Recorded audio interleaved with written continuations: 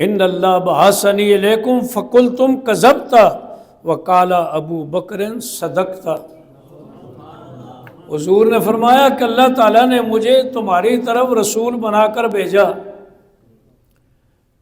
تم لوگوں نے کہا کہ تم جھوٹ کہتے ہو۔ چونکہ ظاہر بات ہے کہ ابتداء میں تو سارے ایمان نہیں لائے تھے، لیکن ابو بکر صدیق رضی اللہ تعالیٰ عنہ نے یہ کہا صدقتا، یا رسول اللہ آپ نے سچ کہا ہے۔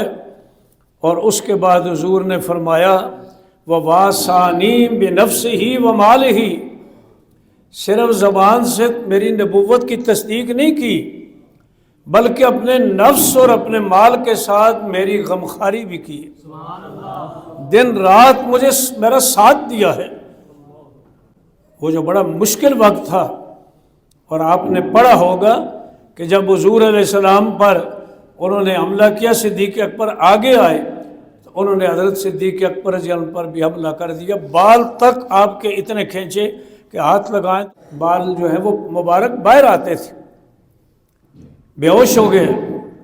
اور جب ذرا رشتہ دار عزیز سارے آئے، بیٹھے ہوئے تھے، ان میں مسلمان بھی تھے، غیر جو ایمان نہیں لائے تھے رشتہ دار تھے وہ بھی تھے۔ جو ہی ذرا ہوش آیا تو پوچھا ابو بکر تمہارا کیا حال ہے؟ فرمایا میرا حال نہ پوچھو، میرے آقا کا حال بتاؤ، مجھے یہ بتاؤ کہ رسول اللہ صلی اللہ علیہ وسلم کی حالت کیا ہے۔ تو کئی جو اسلام ابھی نہیں قبول کیا تھا، اس کا ناراض ہو کر چلے گئے کہ اب بھی تم ان کی بات کرتے ہو۔ تو اپنی جان بھی قربان کر دی، ہجرت میں ہر جگہ